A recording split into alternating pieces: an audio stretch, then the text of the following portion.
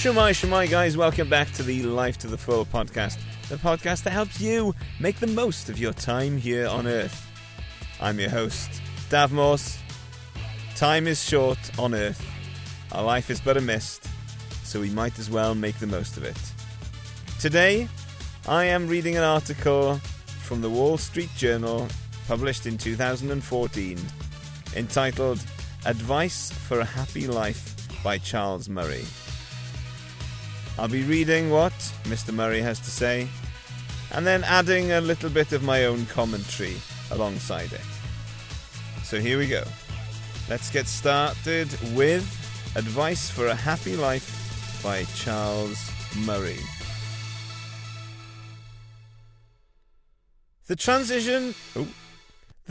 I should have seen that coming. Here we go. The transition from college to adult life is treacherous, and this is nowhere more visible than among the new college graduates in their first real jobs. A few years ago, I took it upon myself to start writing tips for the younger staff where I work about how to avoid doing things that would make their supervisors write them off. It began as a lark, as I wrote tips with titles such as Excise the word like from your spoken English. But eventually, I found myself getting into the deeper waters of how to go about living a good life. At that point, I had to deal with a reality. When it comes to life filled with deep and lasting satisfaction, most of the clichés are true. How could I make them sound fresh to a new generation? Here's how I tried. Number 1. Consider marrying young. The age of marriage for college graduates has been increasing for decades, and this cultural shift has been a good thing. Many 22-year-olds are saved from bad marriages because they go into relationships at that age assuming that marriage is still out of the question. But should you assume that marriage is still out of the question when you're 25? 27. I'm not suggesting that you decide ahead of time that you will get married in your 20s. You've got to wait until the right person comes along.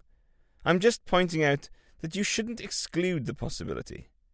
If you wait until your 30s, your marriage is likely to be a merger. If you get married in your 20s, it's likely to be a startup. Merger marriages are what you tend to see on the weddings pages of the Sunday New York Times. Highly educated couples in their 30s, both people well on their way to success. Lots of things can be said in favour of merger marriages. The bride and groom may be more mature, less likely to outgrow each other or to feel impelled 10 years into the marriage to make up for their lost youth. But let me put in a word for startup marriages, in which the success of the partners isn't yet assured. The groom with his new architecture degree is still designing stairwells, and the bride is starting her 3rd year of medical school. Their income doesn't leave them impoverished, but they have to watch every penny. What are the advantages of a startup marriage? For one thing, you will both have memories from your life together when it was still up in the air. You'll have fun remembering the years when you went from being scared newcomers to the point at which you realized you were going to make it. Even more important, you and your spouse will have made your way together. Whatever happens, you will have shared the experience, and each of you will know that you wouldn't have become the person you are without the other. Many merger marriages are happy, but a certain kind of symbiosis, where two people become more than the sum of the individuals, is perhaps more common in startups. I'll add a little commentary of my own here. I agree with this wholeheartedly. Consider marrying young. Don't necessarily do it, but don't discount it. I had this as one of my relational tips you have to ignore in a recent episode. Don't marry young. Now, I've certainly seen the difficulties of marrying later. I've seen people come together and they fight, they argue because they've got their own lives that they've been building into their 30s, and then they have to give up some of that. They have to compromise. They have to fit in to life with another person in a way that they haven't had to do before they got married. And it is a difficult thing to give up a part of yourself in order to give yourself more fully to the other person. And that is much easier to do when you are married earlier, married younger. I like this idea of startup marriages, where you've got two young people excited with the possibilities, thinking, let's see how far this can go. But it can be a bit of a danger. I have a friend who worked for a startup, and he's worked for several startups, and lots of startups don't get on very well. Lots of startups fail, and now he's working for an established company which is making a profit, and he's much happier. But this idea of creating something from scratch, creating something together, is what I really admire. I really love the fact that my wife and I got married young. We were 22, and that idea of looking back on the early days. Do you remember when we moved in together? We got married, we moved in, and all of our earthly possessions fitted in our one car. That was fun. We slept on a futon. We didn't have a sofa. We'd have to wait until we got any sort of bed, and it was exciting. It was fun, and we look back fondly on those early days. We do look back also and recognize the struggles that we went through, the struggles that we had as newlyweds. But we got through. I've said before that when you get married young, you have the most options of marrying a good spouse. The earlier you get married, the less emotional baggage you bring into the marriage, and the more time you give yourself to heal from the emotional baggage that you have acquired. And we all have emotional baggage. If you get married young, that baggage is much less. But make sure you get this, though. Whether you're married young or you get married when you're older, marry someone who has a high view of marriage. Marriage takes both parties committing to it and working on it. Just like not paying attention to your finances will make you poor, not paying attention to your health will leave you unhealthy and slobbish, not paying attention to your mental health means that you will decline mentally. Not prioritizing your marriage can easily result in a marriage falling apart. It breaks my heart every time I have a friend say, I'm getting divorced. And it's happened far more than I'd like to hear. Marry someone who has a high view of marriage and of you, and commit together to making it work. Back to Mr. Murray. Number 2. Learn how to recognize your soulmate. Ready for some cliches about marriage? Here they come, because they're true. Marry someone with similar tastes and preferences. Which tastes and preferences? The ones that will affect life almost every day. It is okay if you like the ballet and your spouse doesn't. Reasonable people can accommodate each other on such differences. But if you dislike each other's friends, or don't get each other's sense of humour, especially if you have different ethical impulses, break it off and find someone else. Personal habits that you find objectionable are probably deal breakers. Jacques Bazin identified the top 3 as punctuality, orderliness, and thriftiness.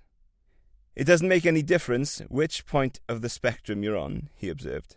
Some couples are very happy living always in debt, always being late, and finding leftover pizza under a sofa cushion. You just have to be at the same point on the spectrum. Intractable differences will become, over time, a fingernail dragged across the blackboard of a marriage. What you see is what you're going to get. If something about your prospective spouse bothers you, but you think that you can change your beloved after you're married, you're wrong. Be prepared to live with whatever bothers you, or forget it. Your spouse will undoubtedly change during a long marriage, but not in ways you can predict or control. It is absolutely crucial that you really, really like your spouse. You hear it all the time from people who are in great marriages. I'm married to my best friend. They are being literal. A good working definition of soulmate is your closest friend to whom you are also sexually attracted. There are two things to worry about as you look for that person. Do you sometimes pick at each other's sore spots? You like the same things, have fun together, the sex is great, but one of you is controlling, or nags the other, or won't let a difference of opinion go, or knowingly says things that will hurt you. Break it off. Another cause for worry is the grand passion. You know a relationship is a grand passion if you find yourself behaving like an adolescent long after adolescence has passed. You're obsessed and are more than a little crazy. Not to worry. Everyone should experience at least one grand passion. Just don't act on it while the storm is raging. A good marriage is the best thing that can ever happen to you. After all else, realize that this cliché is true. The downside risks of marrying, and they are real, are nothing compared with what you will gain from a good one. A little commentary from me. Don't belittle your spouse. Don't publicly say things about them that are negative. Don't always be bickering. Don't always be having a go. Learn to outdo each other in love. I've seen too many marriages fall apart from just a constant underlying argumentativeness or a lack of effort. Finding your soulmate is something. I don't actually believe that there is a soulmate, one person that you're meant to be with that you have to find. I believe that if you commit to someone, you decide we are both committed to each other. That is the most important thing. Number 3, back to Mr. Murray. Eventually stop fretting about fame and fortune. One of my assumptions about you is that you are ambitious, meaning that you hope to become famous, rich, or both, and intend to devote intense energy over the next few decades to pursuing those dreams. That is as it should be. I look with suspicion on any talented 20-something who doesn't feel that way. I wish you luck. But suppose you arrive at age 40 and you enjoy your work, have found your soulmate, are raising a couple of terrific kids, and recognize that you will probably never become either rich or famous. At that point, it is important to supplement your youthful ambition with mature understanding. Years ago, I was watching a television profile of David Geffen, the billionaire music and film producer. At some point, he said, "Show me someone who thinks money buys happiness, and I'll show you someone who has never had a lot of money." The remark was accompanied by an ineffably sad smile on Mr. Geffen's face, which said that he had been there, done that, and knew what he was talking about. The whole vignette struck me in a way that money can't buy happiness never had, and my visceral reaction was reinforced by one especially memorable shot during the profile, taken down the length of Mr. Geffen's private jet, along the rows of empty leather seats and sofas, to where he sat all alone in the rear. The problem that you face in your 20s and 30s is that you are gnawed by anxiety that you won't be a big success. It is an inevitable side effect of ambition. My little story about David Geffen won't help now. Pull it out again in 20 years. Fame and wealth do accomplish something. They cure ambition anxiety. But that's all. It isn't much.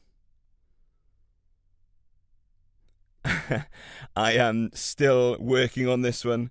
I am still accepting the fact that I may never be rich and famous. I may never have great fortune and many people hanging on my every word.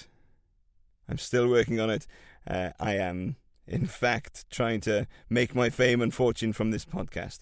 So if you could rate and review this podcast wherever you're listening, that would be wonderful. This reminds me of a chat that I had with my mate Andy, who came on the podcast way back on episode 7. Facts and story, what's the difference? That was a great chat. I'd recommend going back and listening to that. I'll put it in the show notes. I was chatting with Andy, and he said he was, when I was at university, he was a drama student. He wanted to be an actor.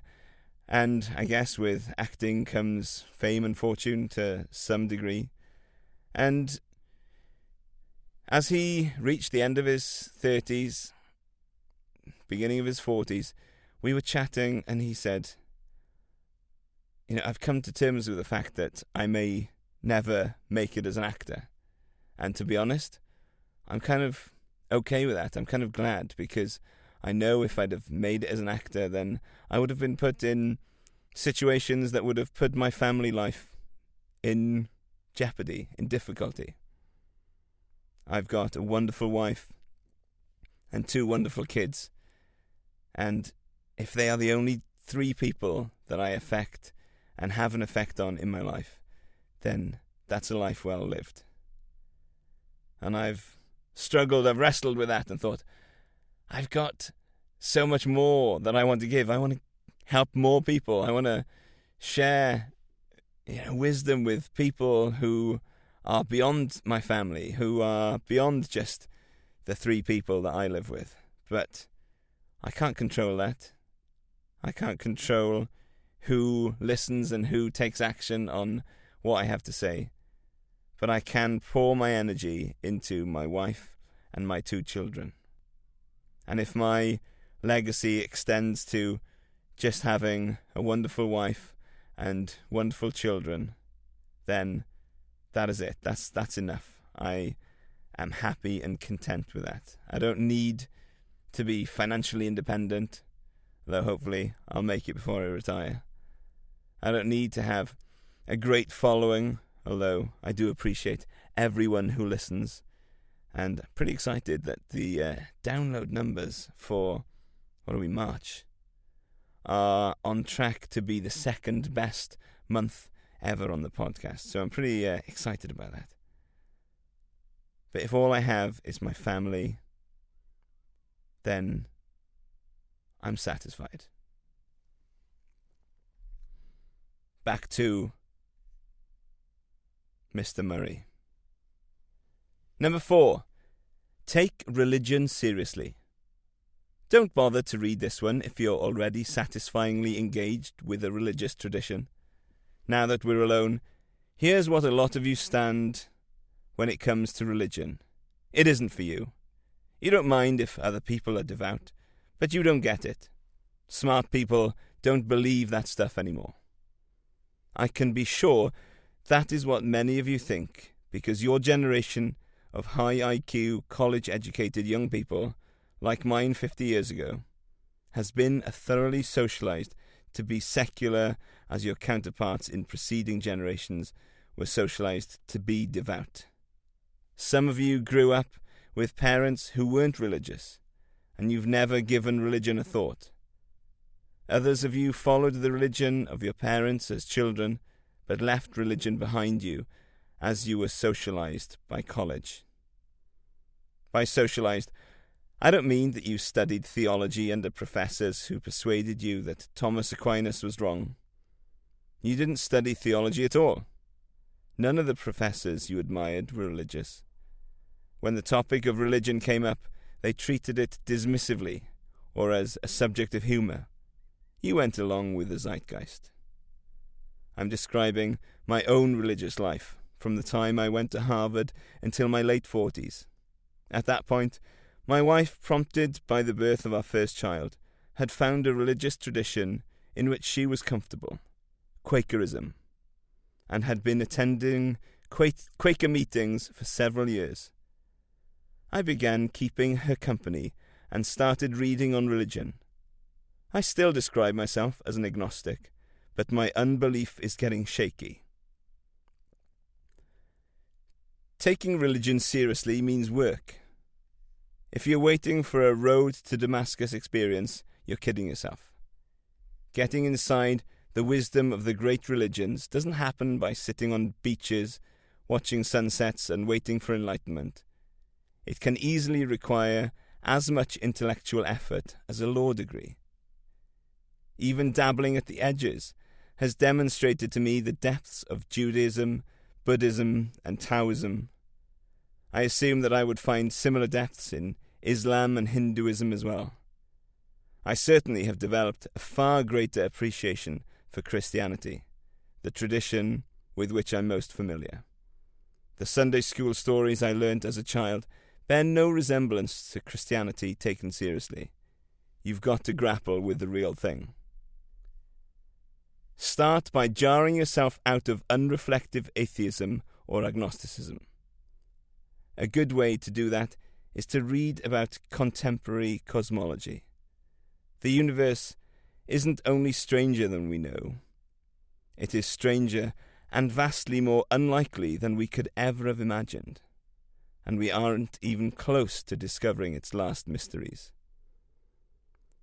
That reading won't lead you to religion, but it may stop you from being unreflective. Find ways to put yourself around people who are profoundly religious.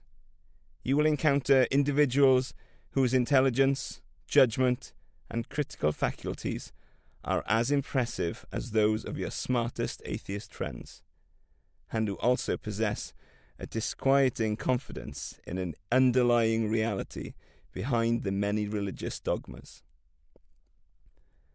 They have learned to reconcile faith and reason, yes, but beyond that, they persuasively convey ways of knowing that transcend intellectual understanding. They exhibit, in their own person, a kind of wisdom that goes beyond just having intelligence and good judgment. Start reading religious literature. You don't have to go back to Aquinas, though that wouldn't be a bad idea. The past 100 years have produced excellent and accessible work, much of it written by people who came to adulthood as uninvolved in religion as you are. As I thought about this, I was struck by the fact that here is an agnostic who is praising the idea of religion, organized religion. And I couldn't help thinking that here is a man who is in his 70s or 80s, and he is looking back and thinking, it's not something I would have done in my 20s and 30s, but I do see the value of it. I see the value of the community. I see the value of the ritual. And as someone who has been brought up in a religious tradition myself, I can see the value that is added to my life. It's not something that I have followed without questioning. I have questioned deeply and thought long and hard about this, and come to the conclusion that this is the only thing worth living for. Now, if you are interested in starting to read religious literature, as Mr. Murray encourages us to do, I've got 3 recommendations. Number 1 is the Gospel of John in the Bible. The second one is The Reason for God by Timothy Keller. And the other one is Mere Christianity by C.S. Lewis. Mere Christianity I found quite heavy. So if you consider yourself an intellectual, C.S. Lewis, yes, the author of the Narnia books, the Chronicles of Narnia, The Lion, the Witch and the Wardrobe, he wrote a lot of other books. Lots of them were on religion, particularly Christianity. And he has an incredibly down-to-earth way of explaining the rationality of why he believes in the Christian God. Lastly, for number 5 from Mr. Murray, watch Groundhog Day repeatedly. The movie Groundhog Day was made more than 2 decades ago. It's about 3 decades ago by now. But it's still smart and funny. It is also a brilliant moral fable that deals with the most fundamental issues of virtue and happiness, done with such subtlety that you really need to watch it several times.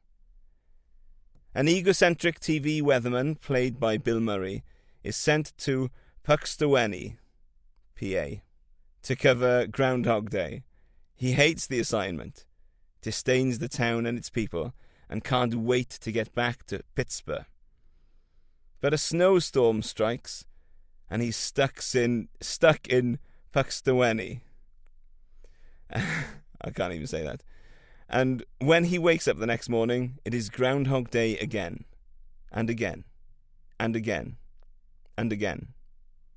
The director and co-writer Harold Ramis, whose death last month was mourned by his many fans, estimated that the movie has to represent at least 30 or 40 years' worth of days.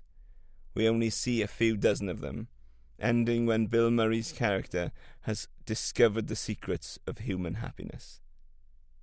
Without the slightest bit of preaching, the movie shows the bumpy, unplanned evolution of his protagonist from a jerk to a fully realized human being, a person who has learned to experience deep, lasting, and justified satisfaction with his life, even though he has only one day to work with.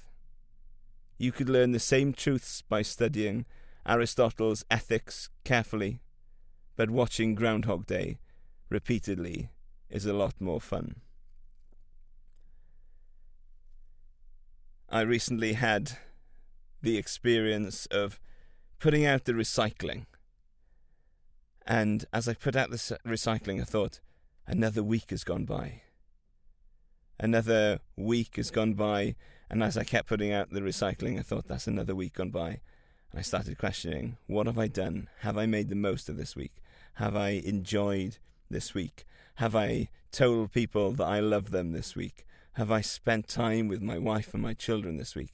Have I done the little things this week? Every week the recycling goes out, I am 1 week closer to death. It's a sobering thought. Fun one to leave you with.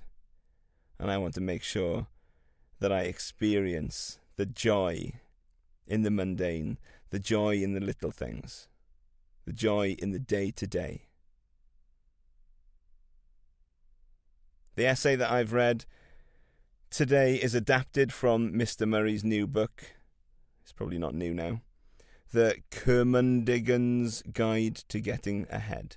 Do's and Don'ts of Right Behaviour, Tough Thinking, Clear Writing, and Living a Good Life, which will be published April the 8th by Random House. He is the W.H. Brady Scholar at the American Enterprise Institute. I hope you've enjoyed some of those thoughts today. And if you've got any comments, I'd love you to send me a message over on Instagram or over on Threads, Life to the Full Podcast. I'd love to hear from you. Till next time, peace out.